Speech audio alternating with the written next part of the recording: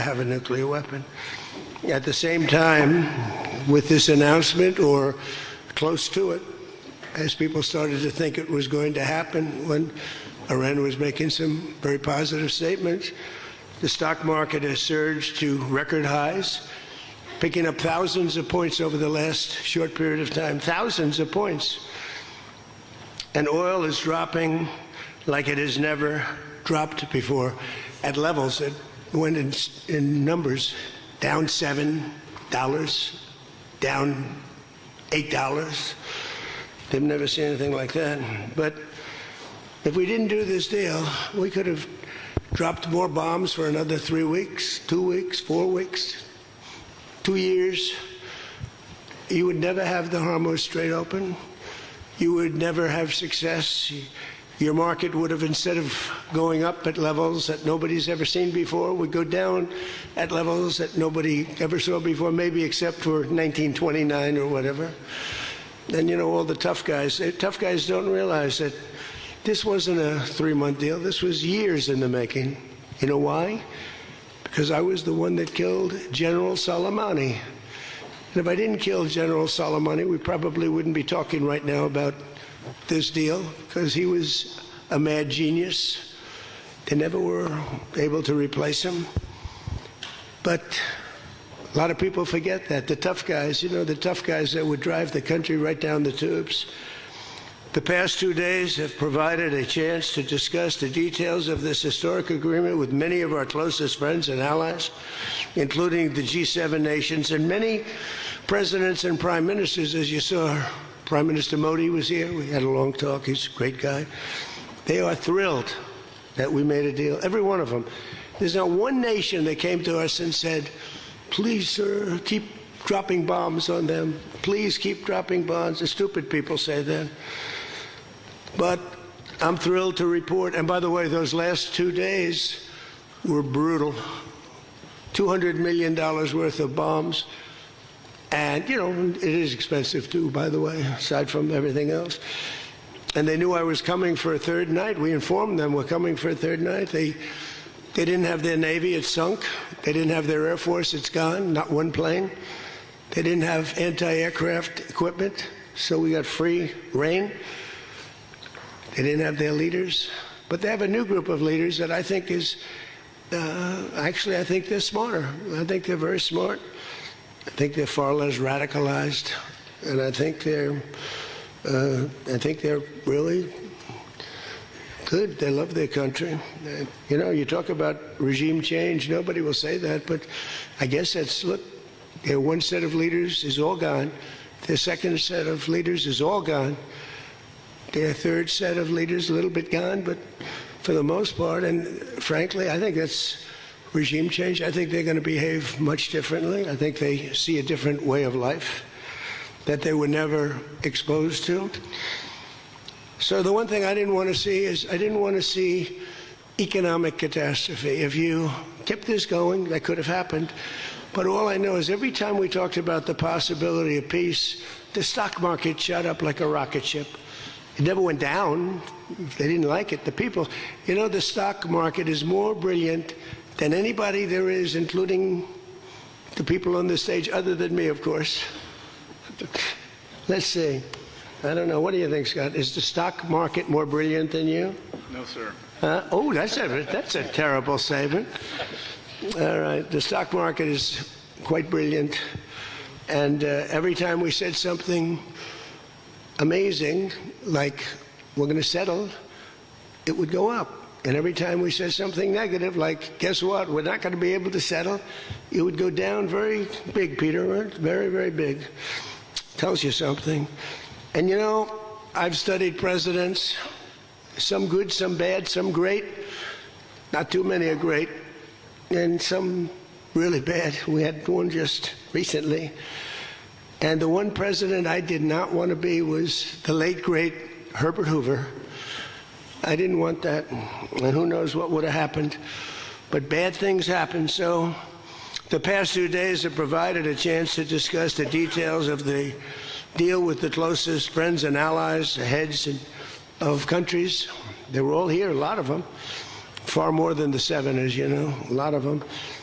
And they put out a statement. I think President Macron, who did a great job, by the way, him and Bridget, they did a great job, but they all put out statements saying they love this deal because they want to see it over, and they love the fact that the hormones, don't forget, if we were going to drop bombs, let's say we went another month, another 2-3 months, maybe weeks, could be another 3 months, could be whatever. What do you have left?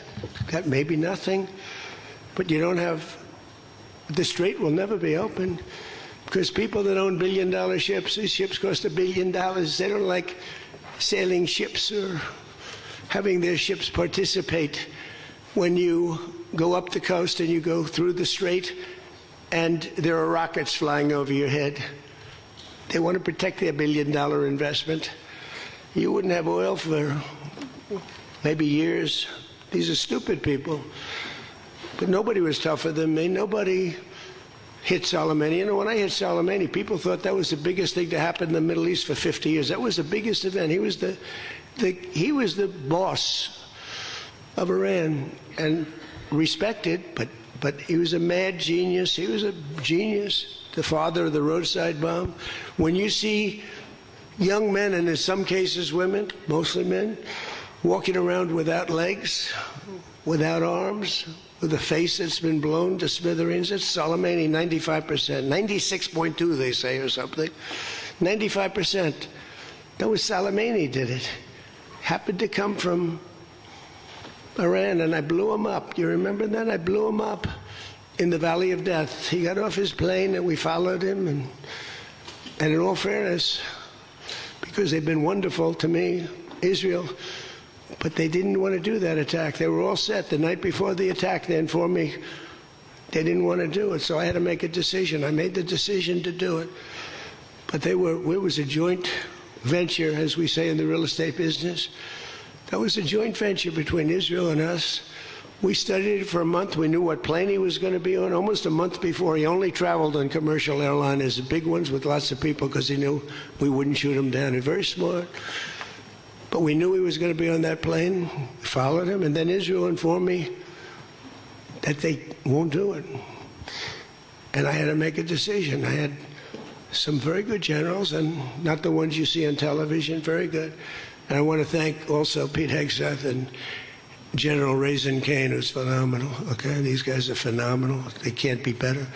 But I had some good generals, and I said to them, well, if Israel's not going to do it, we're all prepared.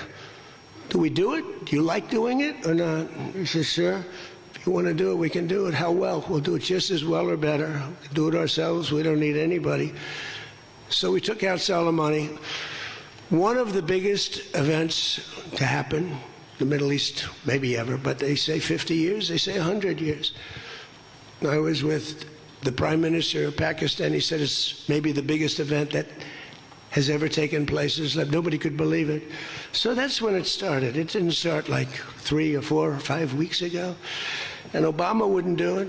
What Obama did was he did the JCPOA. He loaded up a plane with $1.7 billion in green cash from banks all over Washington, Maryland, and Virginia.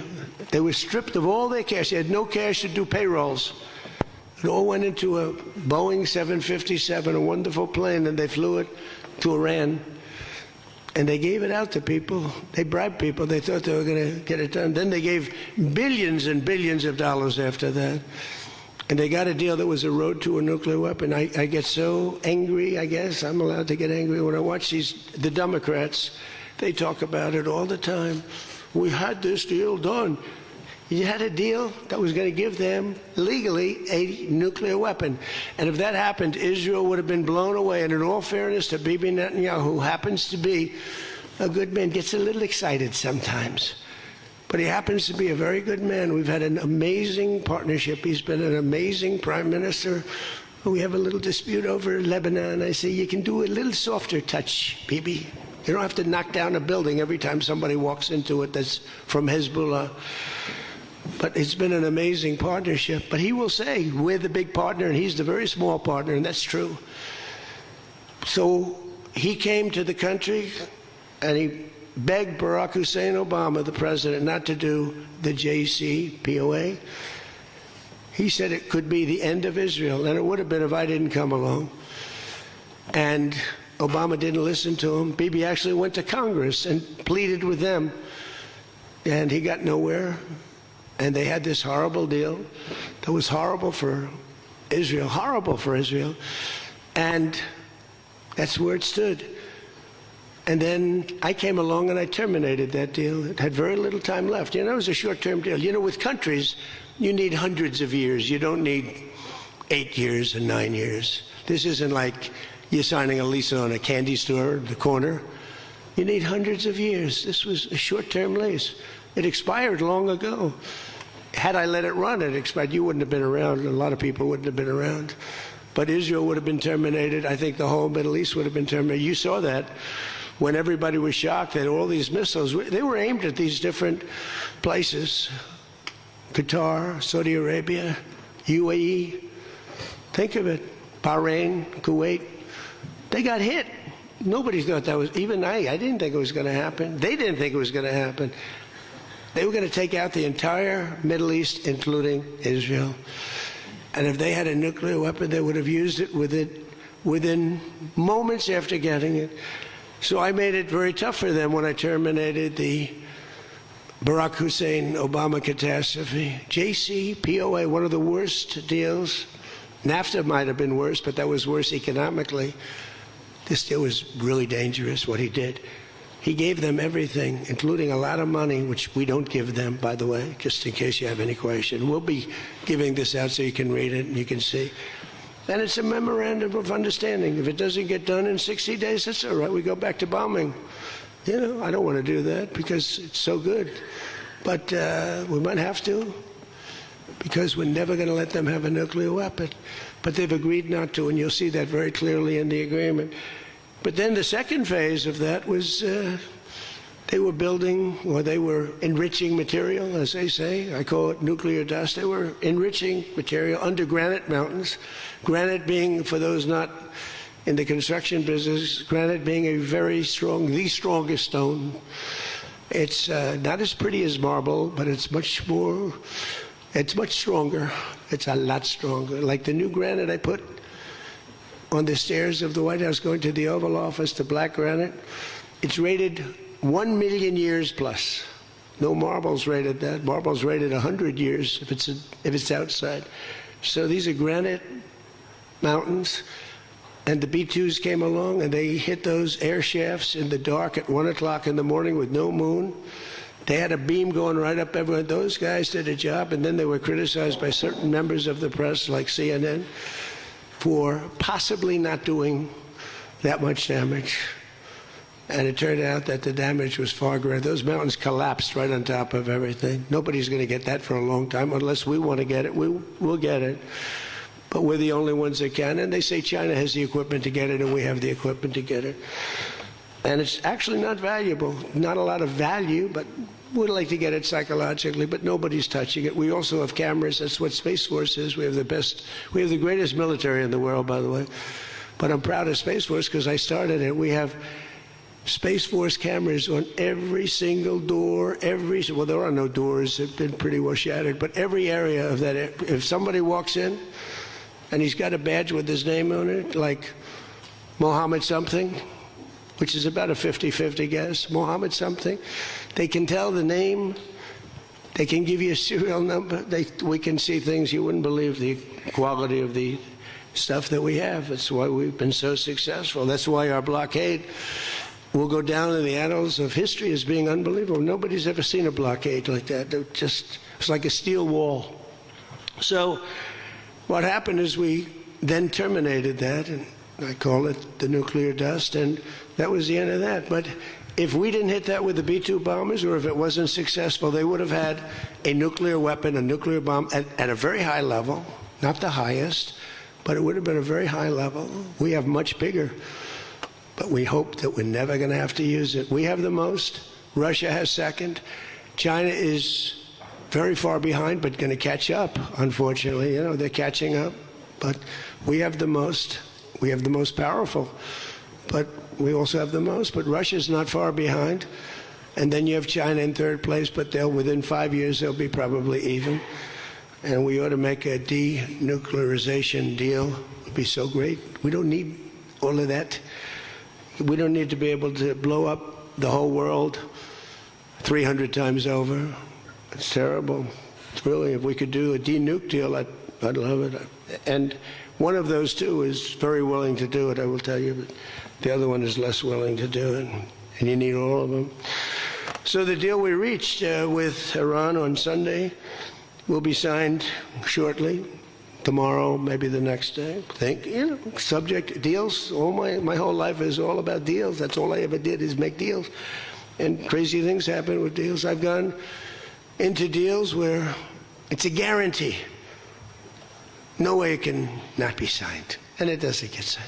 And I've gone into deals that you have no chance of making, and they go like nothing. So, but we're going to most likely sign a deal. They want to sign a deal, and they've been acting very appropriately. They took a big 2 hits last week. Those were 2 very big hits. So, importantly, Iran has agreed that they will neither produce nor procure a nuclear weapon. Neither produce, because originally they said they talk about that they will not develop a nuclear weapon. And some people found it okay. These guys didn't, in all fairness, but some people, but I didn't like it. Said it won't develop. I said, what happens if they should buy? I don't know. It's very dangerous for somebody to sell, because whoever sells them a nuclear weapon will get nuked themselves. If they sold a nuclear weapon, only a few that could do it, they would be nuked.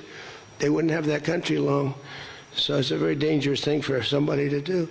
But I wanted it in there. So it's develop, procure, buy, anything. And you'll see that when you see the agreement, but it's appropriate that we release the agreement. And we did send a copy to Israel, by the way. They've been a good partner. Again, I think they could do better with respect to Hezbollah. I'm not saying they shouldn't protect themselves. I'm saying when 2 drones are shot into the desert and drop harmlessly, you don't have to knock down buildings in Beirut. They could behave better. And frankly, they could do a better job. I love them as a partner. They were terrific. But they could do a much better job with Hezbollah. On that, I don't think they're doing well. And I feel very bad for Lebanon. Lebanon's been, it was a great culture. They had the professors, the doctors, the lawyers. It was an incredible culture, maybe the highest in the Middle East for years and years, centuries. And for the last 50, 60 years, they have been just trashed. They have been living in hell.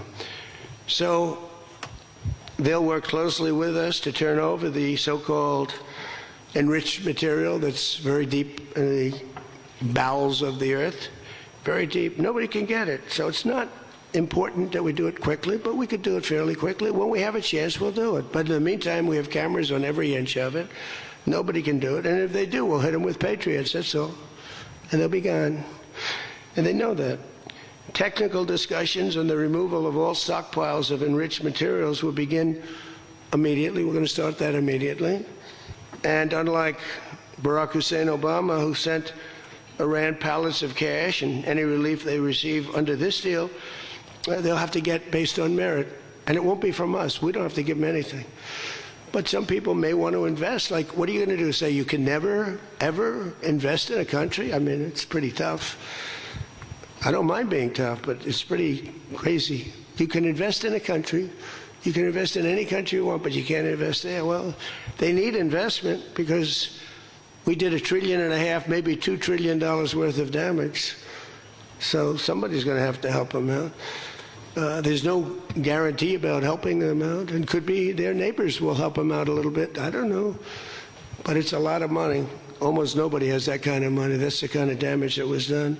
But we're not investing any money. There was a fake story. There was a fake news story that got a person, a good person. J.D. made a statement. It was a perfect statement. And they reported it in a very strange way. But that's why it's fake news, I guess. So we don't give them money. We don't give them any of that. And what happens is with time, if they behave, if they be a citizen of the world, a reasonable citizen of the world. And I think this group, again, I didn't do this for regime change, but I think this group is regime change. I mean, hey, the first group is dead. One little morning, having breakfast, the whole group, they thought they'd never be caught because we never bombed during breakfast, but we bombed. And they all, 88 people. And I'm not proud of that at all. But the second group came in and they were very unreasonable too. And they were all gone. They were all gone. And then the third group, we've been dealing with them. Couple left this planet, but we've been dealing with them. And again, they've been fine. I mean, I've had a lot easier. I've had some easier ones. They're tough, they're smart. Maritime traffic through the Strait of Hormuz has already increased very substantially, and the normal flow of energy will resume in the coming days, and trillions of dollars will be made by the world, and the stock market will, I believe, continue to rise. The only difference is that a player that's very volatile, very tough, very smart, frankly, they have, in one way, a primitive culture, but it's also a genius primitive culture. They're very smart people, very good negotiators, but so are we. So rather than possibly going into a depression, rather than having your favorite president be Herbert Hoover, I was always the one I didn't want to be. I wouldn't have preferred Nixon. I wouldn't have preferred, there are plenty I wouldn't prefer, but the one I always thought of, Herbert Hoover, and he caused it. He raised taxes too fast, and he raised interest rates too fast, all at the same time. And it caused the Great Depression. So I don't think I'll make mistakes like that. I lower taxes, I don't raise taxes. In fact, we just gave you the largest tax decrease, largest tax cut in the history of our country. So we'll be working on a parallel effort with the Gulf nations to address non-nuclear issues such as the conventional ballistic missiles, which we'll be talking about, and support. I mean, they have to have some because other people have some. You got to have some. Somebody said, you shouldn't give them one. I mean, I have guys, I like some of these guys, but I don't think they're smart. Sir, you shouldn't let them have any missile. I said, well, what am I going to do? Am I going to let Saudi Arabia have missiles, but they can't have them? Yes, sir. It doesn't work that way, It doesn't work that way. And missiles aren't the problem. Missiles they hurt a little location, but they don't blow up the planet. So the Gulf nations will address the non-nuclear issues. We'll be talking about the ballistic missiles, and we'll talk also about the terrorist proxies that they have. That we don't want that to happen. But I want to thank our partners in both Pakistan and Qatar. These people work so hard. And they knew him a little bit.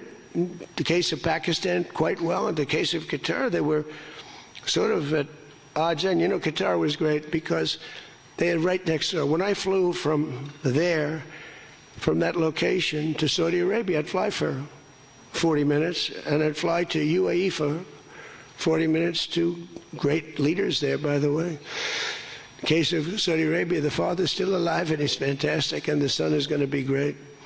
He's going to be great. The Crown Prince and Mohammed at UAE is an incredible warrior. He was dropping bombs. Last week I said, who the hell's dropping all those bombs? It was UAE. He's a good fighter, Mohammed. But every administration for decades has sought to get Iran to relinquish its nuclear ambitions, but the threat only got bigger. The words got bigger and bigger and stronger and bigger, and nothing ever happened. And Iran got stronger and tougher. If we didn't blow them up the first time and then blow out those weapons, they would have been unstoppable. This should have done, what I'm doing and what I did, should have been done years ago. Would have been much easier, much less firepower. But it wasn't. And again, I want to thank all those countries, and I want to thank Israel and Bibi Netanyahu.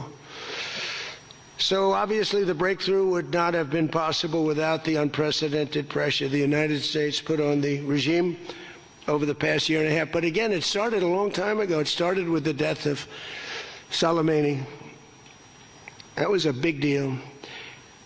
No president in history has ever been tougher on Iran than I have, and they know that. And by the way, if they don't honor the agreement, or some things aren't even mentioned in the agreement, it's a memorandum of understanding, but we have an understanding of certain things without writing it.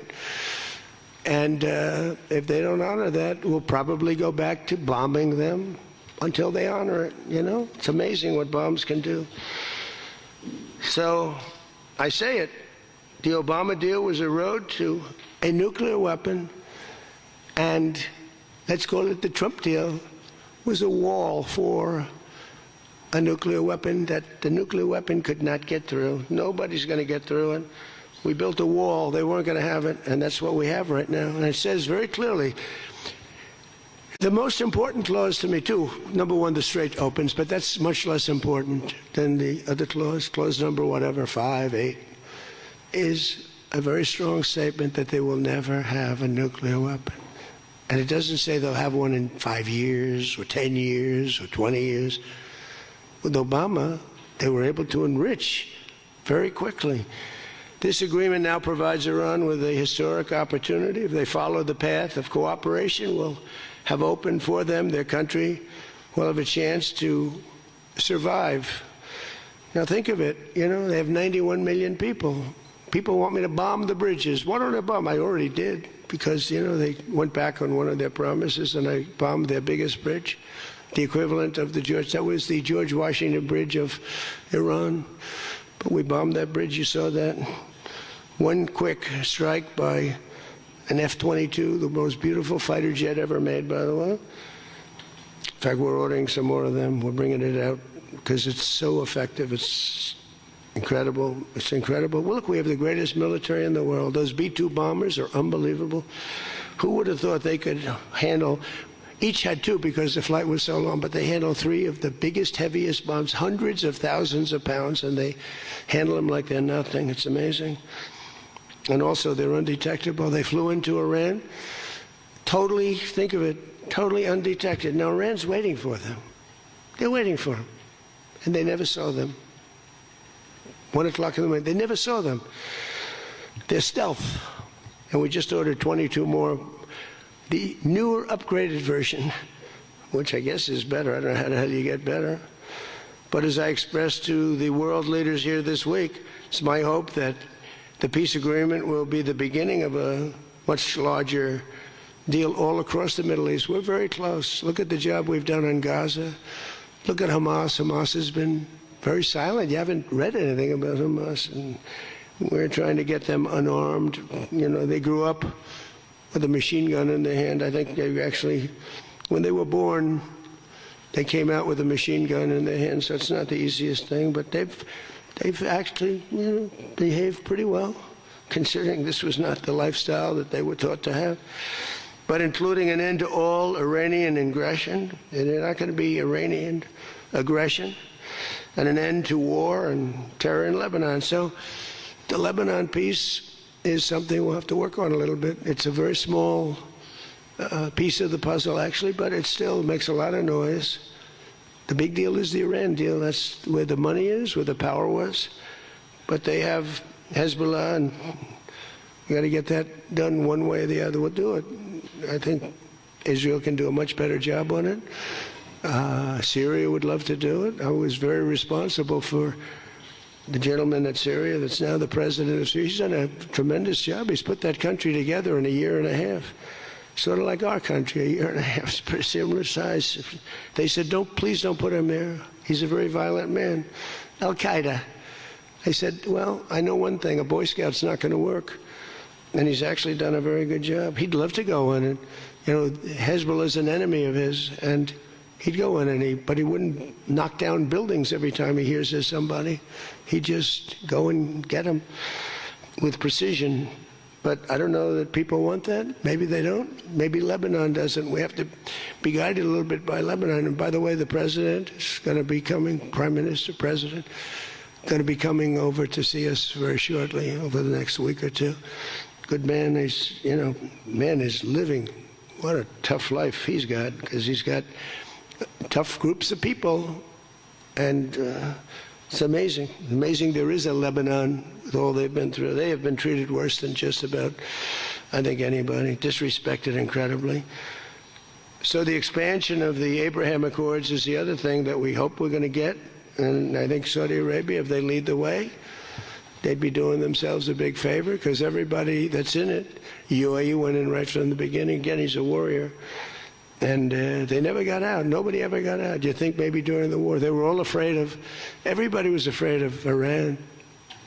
And that's why we ended up with the original members.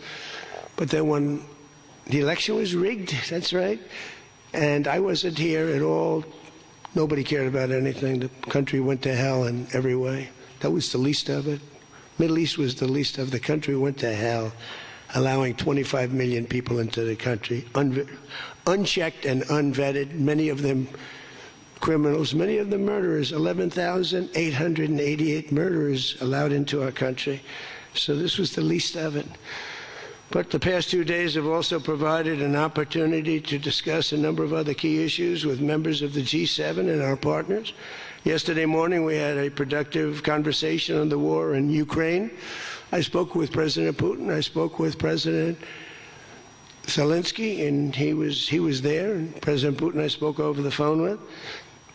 And something's going to happen. They're losing a lot of people, a lot of soldiers are losing soldiers. Both are losing a lot. Russia's losing more because they're the offensive ones. And when you're offensive in war, you lose more. Pretty simple. But I provided an update on my call Sunday with President Putin and expressed my continued hope. We had a very good conversation with President Putin and a very, very good conversation with President Zelensky. I think they both want to do something. They just don't know how to do it. They want to do it, they just don't know how. In our session yesterday afternoon on international partnerships, I offered an update on how the United States is leading the world in responding to the Ebola outbreak in Africa, sending $375 million in aid so far to help stop and contain the crisis at its source, and we've done great. I was with the president of, a couple of presidents came over, by the way, from African nations, and they were so happy with what we did. But where it's unfair is we gave $375 million. The rest of the world gave essentially nothing, maybe a couple of bucks, but nothing. And they were all saying, thank you so much. And I think they've done a good job. It's a terrible thing. Ebola is a terrible thing. That's an unbelievable one. Fortunately, it's not like COVID where it's that easy to spread around, but it's rough, and we've done a good job. We've moved people to certain quarantines, certain locations. But today we also had excellent meetings on the economy and artificial intelligence, which is amazing what's going on with that. It's going to be the biggest thing ever. We have to be very careful with it. It's both great and could be bad. We have to be careful with it, but we're leading China, we're leading the world on that. We're allowing them to do their own electric plants because they need, as an example, those buildings are so big, and they're not taking the community's electricity. I gave them the right, it was my idea, I gave them the right to build electric plants like Con Edison in New York. Dig we must. And they've come up with plants that nobody's ever seen anything like them. Those are by very high IQ people.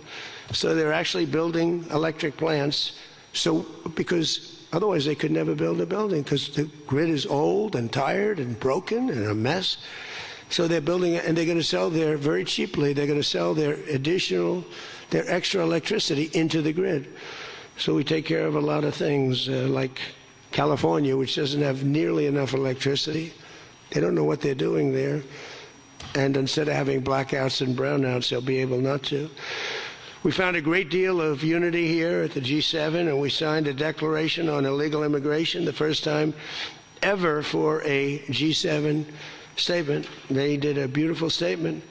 We signed other agreements to step up and to really coordinate and spend a lot of time coordinating drug trafficking and the stopping of drug trafficking, which is crazy. It comes through Mexico, comes through the southern border, the little that comes through. They find a way, they put it, they're genius. If they would use that genius for good, they'd be very rich people. They have it in engines. They have it in hubcaps. They have it in areas you wouldn't even believe. They have it in the structures of cars. Most incredible thing.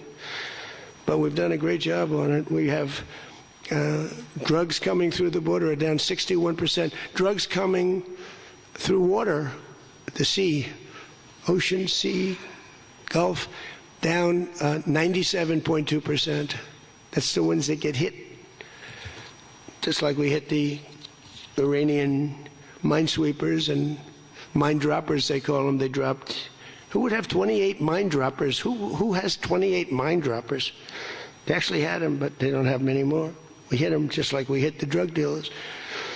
But drugs are down by water 97%, and over 60% they're down. And now we're going to go and focus on the land. They come through Mexico. Mexico has lost control of their country.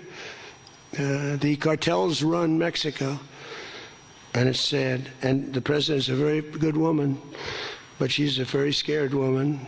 The drug cartels are totally running Mexico. It's not even close. We agreed to accelerate our efforts to secure our critical minerals and rare earth supply chains, where we have great companies really going to town. We're going to give everybody a big run because we do it better than, and we had to get motivated. The G7 also agreed that the United States' new approach to international development based on the private sector investment is working at levels that they never thought possible. It's really working. I held a number of very positive bilateral meetings, including with the President of France. It was a very good meeting, actually.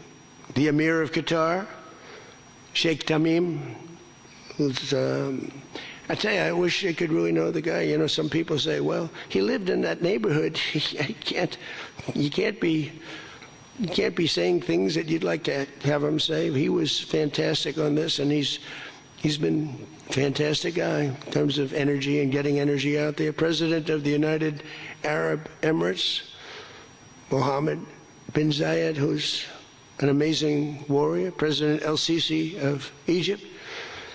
Prime Minister Modi of India. We spent a long time together today. I spoke to Mohammed. I spoke to the Crown Prince of Saudi Arabia a number of times. They're all so happy that they're still. You have to have them happy too, you know. We're using their airports. Not that they could stop us if we didn't want them to, but it'd be nice that I went to get that little sucker. But I missed. I hate missing. But we spoke to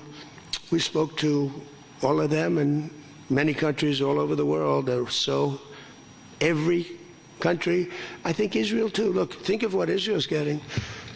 They're not going to be nuked. It's very simple. I told Bibi, your biggest risk was that they'd drop a nuclear weapon into the middle of Israel. They'd only need one, and there would be no more Israel. Think of it, Bibi. You got the best, the most important thing that you were asking for is that. So I think they're happy. Some people are going to be, not him, but there are some people, some writers, some that I thought were friends of mine, but I don't want them as friends anymore because they're either stupid or they're bad people. But we stopped nuclear holocaust, and it stopped too. I mean, there's not going to be any of that. So from the beginning to the end, it was clear that this week America's back. It's bigger and better and stronger. We're more respected as a country right now, I think, than we ever have been. And we were a laughingstock 2 years ago. They would laugh at us. We had a man that should have never been there. You know that. A man that would walk up to a podium once every year, and they'd ask him, what flavor ice cream do you like? I like vanilla.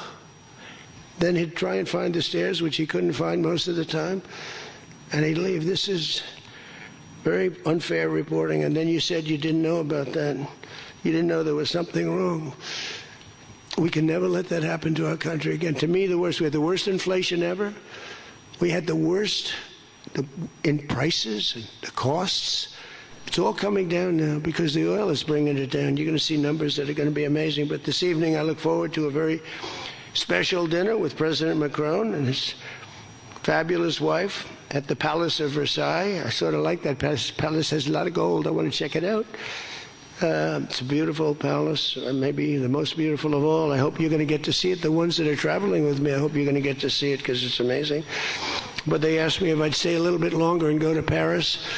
So I'll get home a little bit later, but it'll be a nice dinner. But I'm interested to see it. That's the ultimate, I guess. It's the ultimate of its type. Louis XIV, celebrating the 250th anniversary of America's founding and America's oldest alliance. And we're celebrating that a little bit tonight. They'll have the biggest people in Europe at the dinner. And those people love our country, and hopefully Europe's going to find its way. Europe is having a lot of hard times. They're doing some things very badly on energy and on immigration. They're doing things very badly, and we'll be talking about that tonight. So with that all said, if you want to ask us any questions, feel free to ask the people behind me. Yeah? Peter? Bonjour. You've been clear, President Trump, the United States is not going to directly pay Iran, but the U.S. is going to let the Iranians start making billions of dollars, selling oil, accessing this reconstruction fund. Only if they're doing things right. Peter, we're not doing anything. We're not putting up money. Only if they're doing things right. If they're doing things right, if people want to invest, they can invest. But they had this $300 million fund. It's only $300 billion fund. It's only if they're doing things right. Remember this also. When you talk about billions of dollars, they've had much more than $1 trillion worth of damage done. They got a long way. There'll be 15 to 20 years to rebuild what they have right now.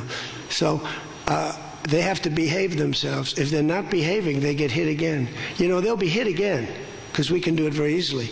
It's going to take a long way for them to build back their anti-aircraft stuff. It's going to take, and the other thing, I want to thank China, President Xi. I was with him, and he stayed neutral, totally neutral, and I appreciate it. And I want to thank Vladimir Putin. He was very neutral. They could have made it much more difficult for us, and I want to say it. Somebody would say, "Oh, that's terrible. He's thinking President Xi of China." Well, let me tell you, I had a long talk with him. They have shoulder weapons to knock down airplanes. That it's not like the real deal, but they're accurate. They're fairly accurate. I said, I would really appreciate you're not giving or selling any of that stuff to Iran. And you know what? For the most part, he didn't.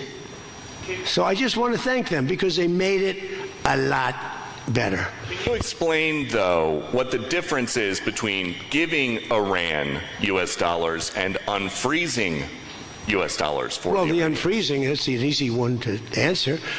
We have taken a lot of their money, and we have their money. We have taken their money. It's not our money. It's their money, and we froze it.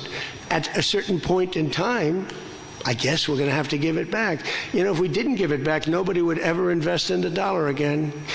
If you took their money, because I thought about it, I'm not the most perfect person. I said to Scott, why do we keep their money? What the hell are we giving it back to them? But people from lots of nations, some nations we don't agree with, they have their money. The dollar's become very strong under me. And they don't want to have a little conflict with somebody and end up having the United States just take their money. So if you do that, you really don't have a system. And I did just want to ask you about this. A wise man once said in January of 2020, Iran never won a war, but never lost a negotiation. That wise man. Who said that? Donald Trump. Oh, that's what I thought you were going to say.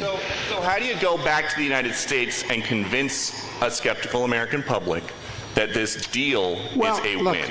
Here they lost militarily, okay? It's very tough because I know that no matter what, if I would go, by the way, if I'd go another 3 or 4 weeks, those same people that are critical would say, he went too long, he should have done, no matter what. If they raised the white flag of surrender, and if they said, praise be to Allah, Donald Trump is the greatest president ever. We totally concede. We totally give up. This war is over. We have failed. The New York Times and CNN and a couple of others, they're not all that dishonest. They'd say, Iran had a great victory, okay? They practically do that. You know, it's amazing. When we knocked out their last ship, they had 159 ships. When we knocked out the last ship, the Times refused to do a story on it. They said, why wouldn't you? They don't have a Navy, and you don't want to do a story on it. They don't have an Air Force. You don't want to do a story. We need a fair press. And that's why they're all doing so badly, because they lost credibility. When I win in a landslide and I had 93% bad press, they take good stories about me and make them bad.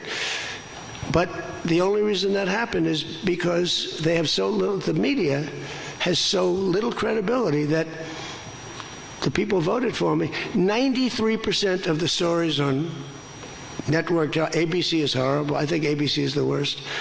NBC is terrible. And CBS is terrible. CNN, obviously. And I never get good stories, no matter what I do. I could do the greatest thing. I won't get good stories on this. I'll get it from fair media. I'll get it from all over the world. They're running good. But no matter what I do, I'm going to get bad press. I know that. Now, if I did the opposite, if I went out and continued to bomb them for another 4, just bomb the hell out of them, I'd get bad press on that. No, there's nothing I can do. But what this does is it allows the ships to go. If we keep bombing, those ships won't be going. And you're talking about $500, $600, $700 million a day. It's a lot of money. A lot of money. That's why the world is okay. It's liquid. It's fine. Also, we run out of reserves in about 4 weeks. You know, there are reserves all over the world, and we would really run out. And there'll be a time when you wouldn't be able to get it. And you want to see bedlam?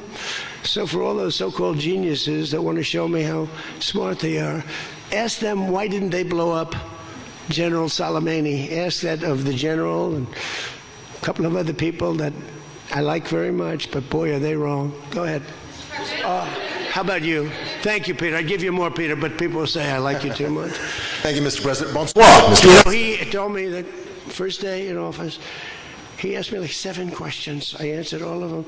Is this true? He said, he just answered more questions in one meeting than Joe Biden did in 4 years. Okay, you know, I'm not going to get you in trouble, but that's what you said. Go ahead. Bonsoir, Mr. President. In The Art of the Deal, you write about the importance of leverage. Yeah. Obviously, you have a lot of leverage when it comes to Iran, whether it's militarily or through economic sanctions. What leverage, sir, do you have when it comes to Israel and Hezbollah to ensure that they abide by the ceasefire? Well, I think we have leverage just by the fact that we really have Iran now has to be good. They have to behave. And we might help. That's a much smaller conflict. It's a conflict that should be able to be over with. I'm surprised it's taken so long. And it's a much smaller, but we have a lot of leverage. We have the greatest military anywhere in the world. We have the strongest, most powerful. Look at the blockade. By the way, the blockade was more impactful than all of the bombing raids where we dropped $1 billion worth of bombs on Iran. The blockade was so incredible. The naval blockade, the admiral, the whole thing, not one ship got through. That meant no money got through. They were dying. They had no money. They have inflation that's 250 or 300%. They have no money. We have tremendous leverage. We have the leverage of the economy as an example. We'll get that done. That's a small one, and we'll work with Israel and get it done. But I'd like to do it. I mean, you have people living there. Buildings are being dropped on top of them or right alongside of them. How would you like to live there? It's so unfair, especially Beirut. You know, you go into Beirut, and I looked at the scene 2 days ago, yesterday, where they hit. That was a big hit. That was unnecessary in my book. Yeah, please. 2 questions. If you could clarify something you said just a few minutes ago. One of the goals of Epic Fury going into it, you said was... Say it again. Speak up. Sorry. One of the goals of Epic Fury, you said going into it, was to destroy Iran's ballistic missiles and its capabilities to build more. Yeah. Why is it acceptable to you now that they keep some of that capability? And Iran is... What are they keeping? What are they keeping? They have less than other nations now. We knocked out probably 84, 85% of their missiles. The rest of them are underground. They can't even get them out. You know, the other night's raid, I think it was on the first night, we knocked out hundreds of their missiles. Actually, by mistake, we were hitting an area, and you can sort of see when the bombs are going off, and then you see one that looks like, wow, what happened? A lot of missiles knocked down. No, but what are you going to do? Let's Let's spend another 2 weeks and give them none. They don't want to be firing missiles right now. They're going to have a hard time rebuilding. They're going to have a hard time rebuilding. And the people from the Middle East, you know, if people want to invest, and again, they don't have to invest at all. But if they do want to invest, it does have oil. It does have probably a future, but it's going to take a long time.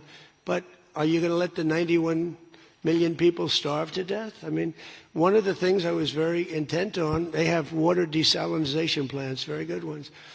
I could have knocked them out in 5 minutes, just like I knocked out Cargill and I knocked out everything but the oil. I said 25, it was so complete.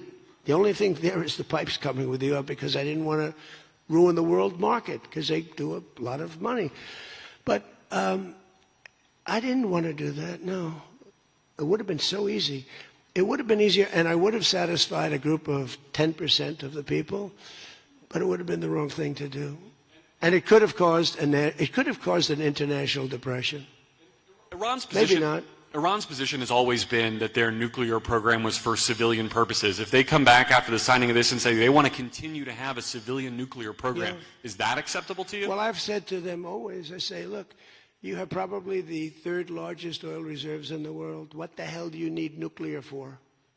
You need nuclear for some electricity? So I've always felt that way. So we've been pretty tough in that.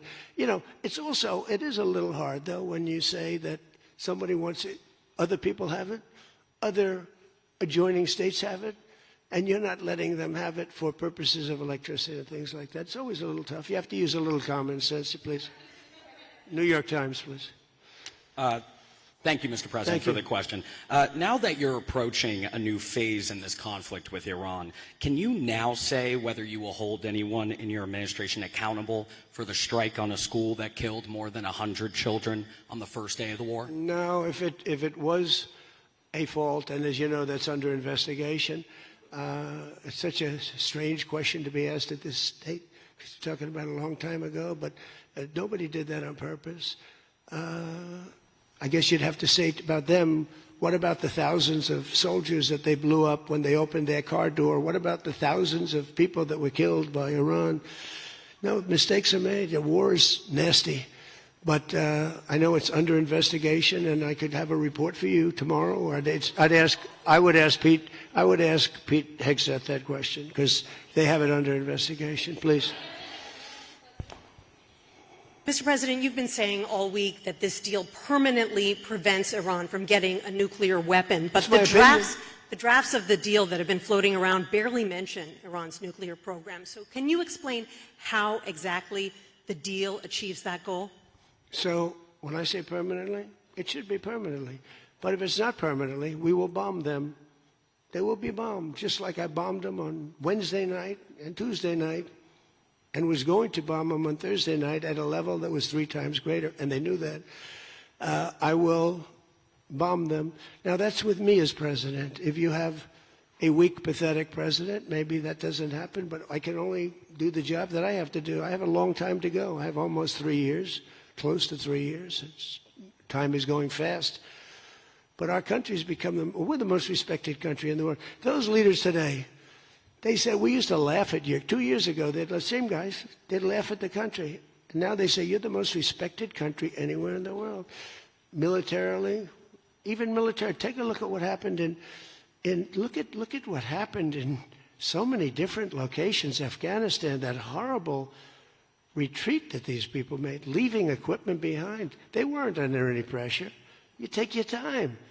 You can get out. I was going to get out. We were going to get out with dignity and pride, take 100% of the equipment. I was even taking the tents down. But then they got in and they just left. They left all the equipment. I may get all that equipment back. Now, here's the thing. More symbolic, because it's a little old now. But we may get it all back. Afghanistan is kissing our ass. You know that? Bomb Iran if they don't comply, but there's nothing enforceable in the deal itself. Is that correct? Doesn't have to be. I let them know. I said, look, if you don't adhere to the agreement, I don't want to do that, but we're going to bomb the hell out of you. And I don't think that they're going to veer from the agreement. What else am I going to do? Am I going to say, I'm going to take you to court? Let me take you to court. Let me sue you. No, we're going to bomb the hell out of them if they violate the agreement. I don't want them to. I want them to honor the agreement. Again, the straits close up. Bad things can happen. You know, in war, terrible things happen. Like you mentioned the question before about a school gets hit. Other things get hit. Bad things happen in war. War is a nasty place. I see it. I see it. I see it better than maybe anybody has ever seen it. Go ahead, please. Thank you, President Trump. Oil prices are now plummeting. How do you see this agreement further affecting energy prices in the U.S. and the U.S. economy in the long term? And secondly, Mr. President, how do you think Vice President J.D. Vance did on The View yesterday? Well, first of all, thank you for the word plummeting, because that's what's happening. Oil prices are plummeting. And that means oil prices are going to come down. You know, if you make donuts, you have a heating, you have a stove, and you have to buy the heat. You need the gas or the electricity or whatever you're using. And when oil prices come down, oil is the biggest thing. Oil is, you get oil prices coming down, and they're going to come down. And we're hitting into threes now for gasoline, and that'll come down a lot lower. So I was in Iowa just before this started, and I was saying to myself, I can't believe we're doing so well, but I have to go, and we have to put out this fire in Iran because I don't want them using a nuclear weapon. They would have used a nuclear weapon. 100% they would have used it. The only question is, was it going to be that day or that week? They would have used a nuclear weapon. They were on the way. And I said, we're going to have to put out the fire. And I said, you know, oil prices, so gasoline, we passed 2 gas stations in Iowa, made a speech up there. The people are great. I won it by so much. And I love the people, farmers. And we passed 2 gas stations. One was $1.85. One was $1.91. Now, that's Iowa. But it was, I mean, California has all those crazy taxes that they put on, you know, California taxes. But the oil was down to $2 to, I'd say, between $2 and $2.50, and it was heading down further. And we journeyed down to a place called the Islamic Republic of Iran, and we bombed the hell out of them. And now they can never have a nuclear weapon. Now, we had a disturbance, but I must say it was much less than anybody thought. The oil never went to $350 a barrel. It went to $115, $120. The oil never went anywhere near that. And the other thing, I thought the stock market would go down 25 or 30%. The stock market a week ago, before we started this, was higher than it was when we started, which tells you that we have a very resilient economy. We have the strongest economy we've ever had. Now, the word affordability is a fake word made up by the Democrats. Here's where it's fake, because they made it up. Because I inherited these prices. And when I had my first news conference, first day, they started screaming affordability, the Democrats. Affordability, affordability, they're screaming. I said, what's that all about? They gave it to me. They gave it to me. It's affordability. And they used that word to a fare thee well. Well, they were the ones that created the affordability crisis. I'm the one that got it down. Remember, highest insurance rates in history, highest rates for everything. Eggs, remember eggs? They were 4 times more expensive than they were in my administration. And I got it down, Peter, very quickly.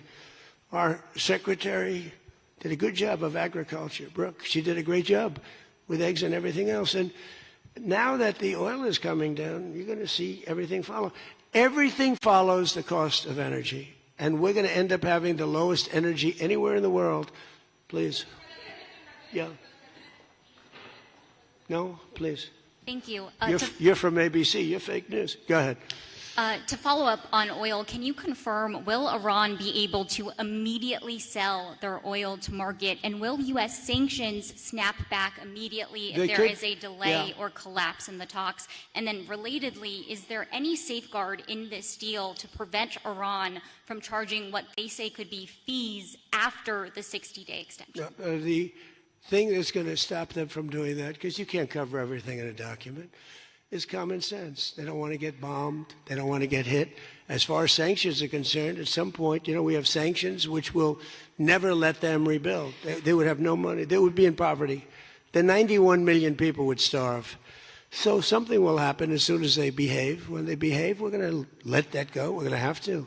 I put sanctions on a lot of people, and then I let them go. A lot of countries. Yeah, please. Thank you, Mr. President. My name is Shinji Abe. I'm a Japanese Yomiuri newspaper company from the Washington correspondent. My question is about the Strait of Hormuz. Did you ask other G7 nations to send military force? And what specifically are you asking of Japan? Or where are you from? I'm from Japan. From where? Japan. And is military support? I just left your prime minister. Japan's doing very well.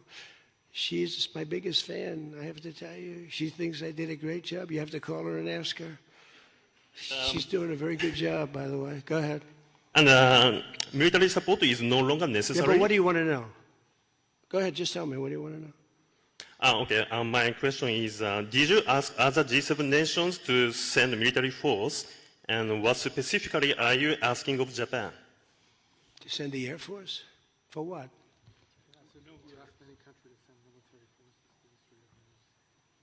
Oh, other countries, not just Japan. No, I don't need. We don't need it. Oh, by the way, they all want to do it. They all want to do it. Every single one of them. They want to go be a part of it now.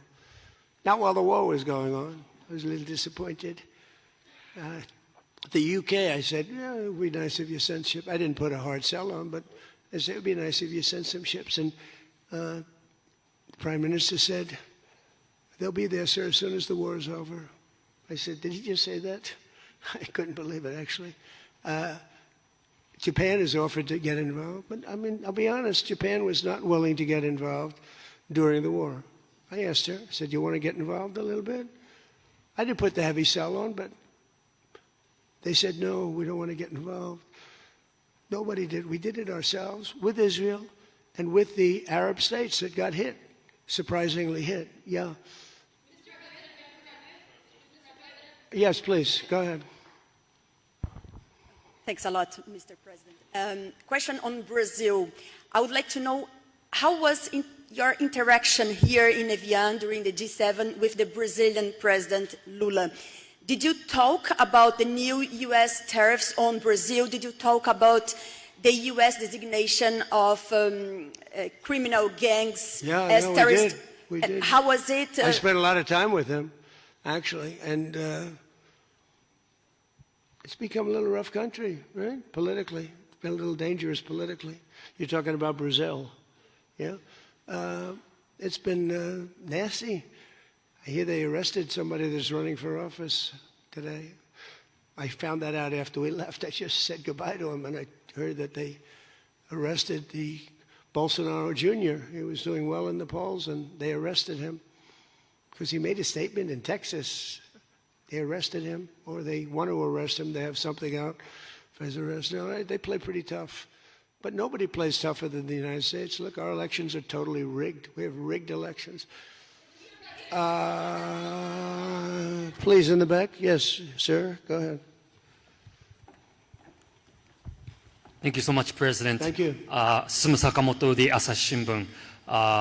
For G7, the concept of the rule of law has long been considered the core principle. During this summit, any of the leaders expressed any concerns on the possible violation of international law on the attack on Iran? No, actually the opposite. They felt they were very dangerous.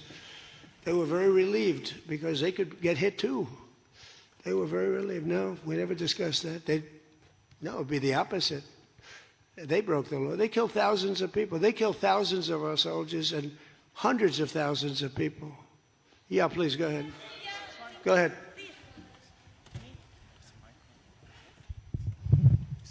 Okay. Mr. President, yes. Yesterday, Pakistan thanks for the Chinese government to help make a peace talk between Iran and the United States. So what do you think about China's work to get the United States and Iran sitting down to talk and make the deal? And the second question is... Okay, let me answer the question. Okay. So I think China's been terrific. I told you that before. They could have been bad. They could have sent in to try and block or break the blockade. They could have sent in an oil ship with 6 destroyers alongside of it on each side. They didn't do that. President Xi helped me. He tried to help, and I think he probably helped get it solved. You know, they get 50% of their oil from that location. So that wasn't that easy. President Xi was fantastic. He tried to help me solve it. And he didn't give any big weaponry. I guess we'll find something somewhere along the line. But he didn't give any big weaponry, I can tell you that. No, I think China I couldn't ask for much more. Again, they were impacted because they get more than 50% of their oil from the Hormuz Strait. And no, I thought they were fantastic. Okay, how about one more question right here? Go ahead, please. The latest YouGov Economist poll shows that Democrats have lost a 5-point edge on the generic congressional ballot. They just have now just a 2-point lead since February. Do you think that they're losing momentum? Well, I see the Republicans in generics. You know, generics are very important. I don't know how accurate, because I see a lot of bad polls. The polls are very dishonest, just like a lot of reporters, like these people over here, are very dishonest. CNN, ABC, it's a whole group of them over there. They're really dishonest people. But, you know, and really networks are very dishonest. And they have to straighten themselves out, or they're not going to be very successful, because people don't believe them anymore. But no, the generics are very interesting because the Republicans are coming up strong even before this. You know why? They're seeing all these lunatics, like the guy in Maine with the swastika. You know, for 10 years they've been calling me a Nazi. And now they have a Nazi running. He's got a tattoo on him. I've been denying it for 10 years. They know it's not so, but they've been calling. I don't think they can call it to me anymore. You know, one more. One more? Go ahead, Peter. Let me finish with Peter, because he's been better to me than he's been to Biden. Thank you, President Trump. I have a question about this weekend. Why not stick around for the signing ceremony with this Iran peace deal? I might. You might? Yeah, I might. But I'd rather, this is a memorandum of understanding. It's very important, but it might not be the kind of a document that I should be signing. There's some element to this where you send the vice president. If it works out, great, you look like a genius for sending him. And if it doesn't work out, it's the vice president's fault. I like that idea, sure. What? This way, if it works out, I'm going to take the credit. If it doesn't work out, I'm blaming J.D. You better be careful, J.D. He's going to turn his plane around and get the hell out of here. Yeah, I like that idea. I think it's a good idea. Thank you very much, everybody. Thank you.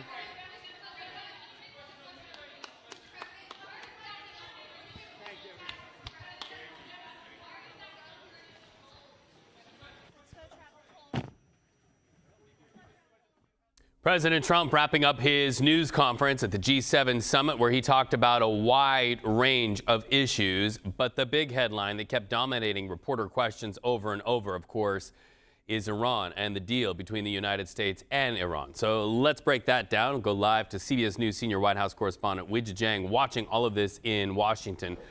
What are your takeaways, Weijia, as we await that Friday signing?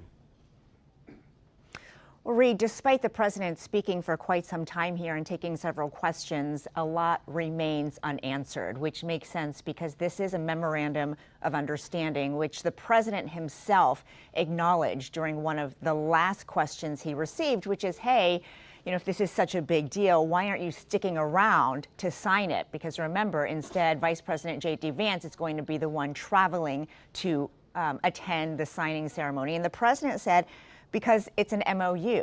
And he implied that perhaps it would not come to a final deal because there is a timeline on when they can hash out the fine print, which is 60 days. And so there's a lot of optimism here. The president expressed that during this entire press conference.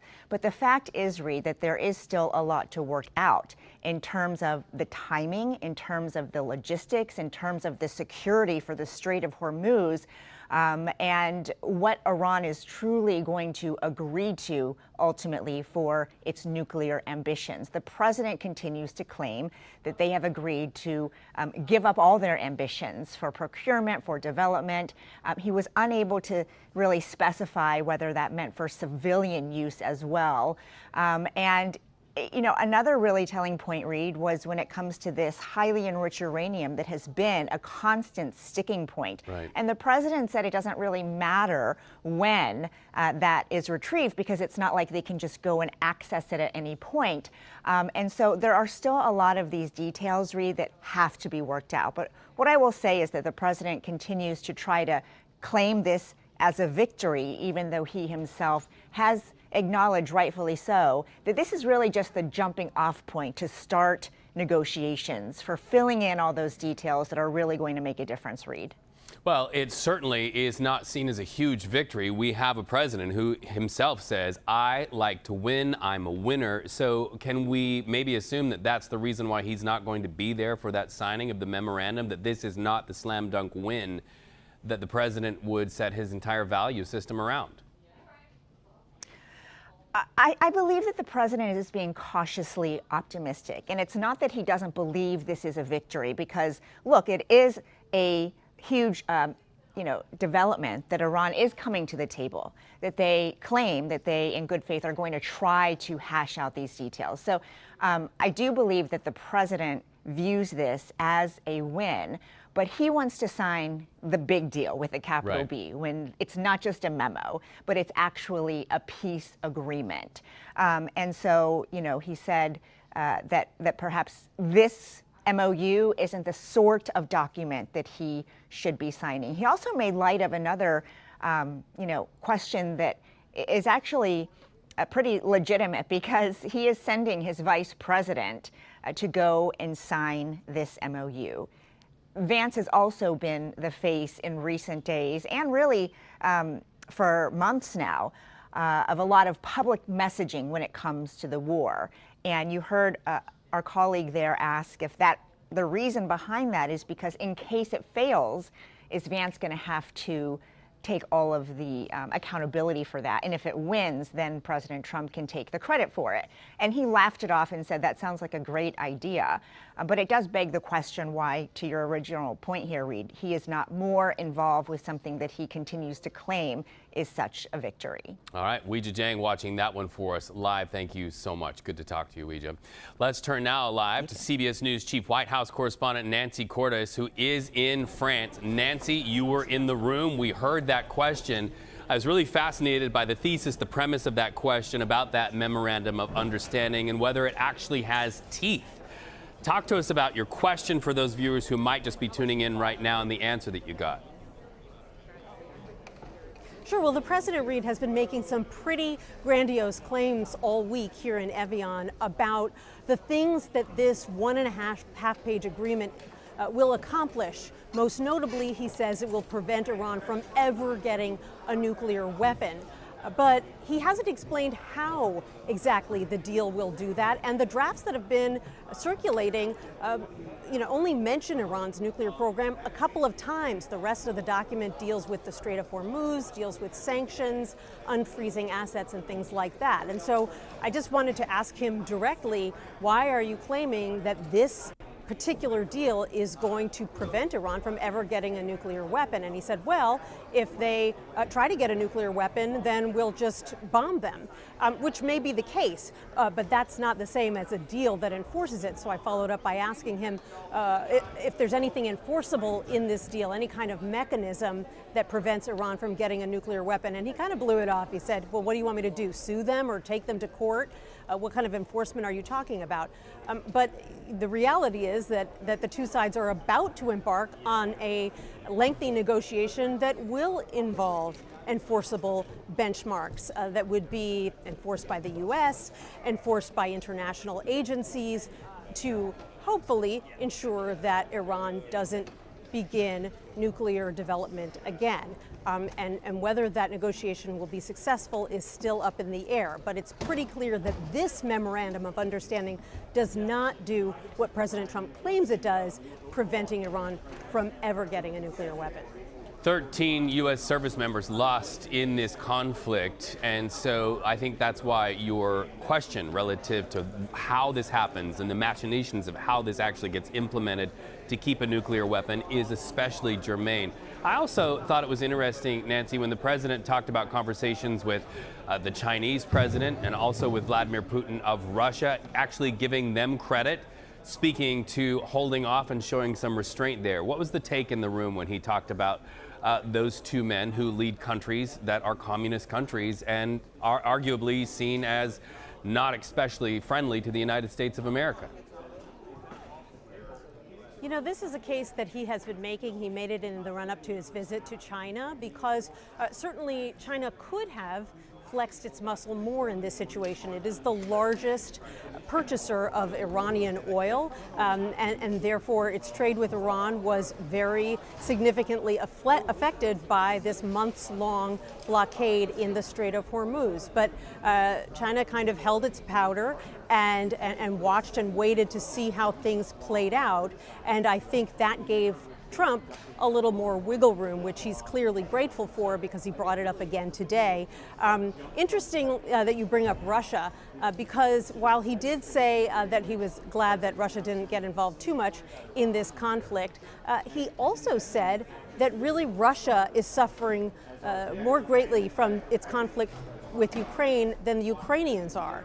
And that's something he's said a couple of times this week. He has said that he really believes that it's in Russia's interest to cut a deal. It's a subtle shift in tone from the past when he has either called on both leaders equally to cut a deal or even said that Ukraine doesn't have the cards. But at this point, and I'll stress at this point because it could always change, at this point he seems to be putting his thumb on the scale to some degree on the Ukrainian side and saying Russia is really suffering here and it needs to get out. All right, so we're looking at Ukraine, we're looking at Russia, mention of China, but then also another player that factors very big into this Iran deal, and that's Israel. What's your read of the room, not only from the president and those who are standing behind him, but also from the other leaders of those G7 nations relative to Israel, speaking specifically about Hezbollah and Lebanon? Yeah, I mean, the president unloaded on the Israeli prime minister for the second straight day today. And what's notable about that is, you know, we see President Trump criticize other leaders all the time, Reed, but this time he was doing it on the world stage at the G7 summit with the entire world watching. And it's so striking because Israel was America's primary war partner the past 3 months. And yet now the president is saying that he feels that the Israelis have gone too far, that he thinks that they've been too vicious, and it's clearly driving a wedge between the U.S. and the Israelis. I will tell you that some of the G7 leaders have made more subtle criticisms of Israel. Generally, they couch it as concern for the Lebanese and their fears that a humanitarian crisis could be brewing because of all the people who have been displaced in Lebanon. But they have been wary of going too far because they know what close allies President Trump and Bibi Netanyahu are. And they've been very cognizant of the fact that, they're working quite well with President Trump right now. That hasn't always been the case, and they don't want to do anything to rock the boat. Nancy Cordes following the president in France. Always an honor to talk to you. Thank you, Nancy. Come back home safe to us, will you? Live now to CBS News White House reporter Olivia Rinaldi, who's in Versailles as the president wraps up that G7 summit. Olivia, what can we expect for the rest of the president's visit to France? Well, Reed, it's good to be with you. This is the final stop from President Trump's trip to the G7. He'll be coming here to Versailles for dinner tonight with the French President Emmanuel Macron. There will also be other foreign ministers from France who will be here at this dinner tonight. This was one of those things that was interesting on the schedule because it was billed as a private dinner between President Trump and President Macron. We know that this has been expanded a little bit. We actually also just talked to the chief cheese chef who is here, who was wearing a jacket that said Liberté, Égalité, Camembert. And so they're very clearly excited about this dinner tonight. But it also kind of follows a bit of a trend because last year at the G7, which was held in Canada, President Trump actually left early. He came back to Washington, and that was before there was those strikes inside of Iran, those B-2 bombers that the president often talks about.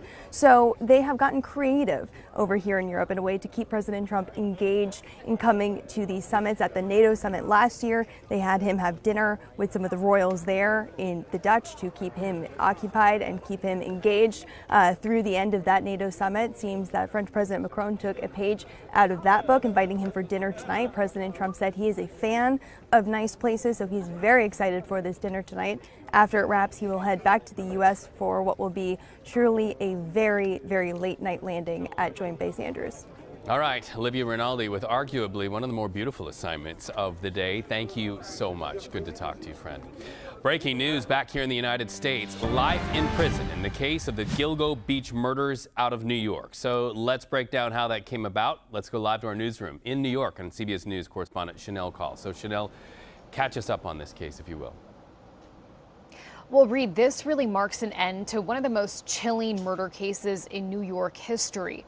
Today, 62-year-old Rex Heuermann was sentenced to life in prison without the chance of parole, and that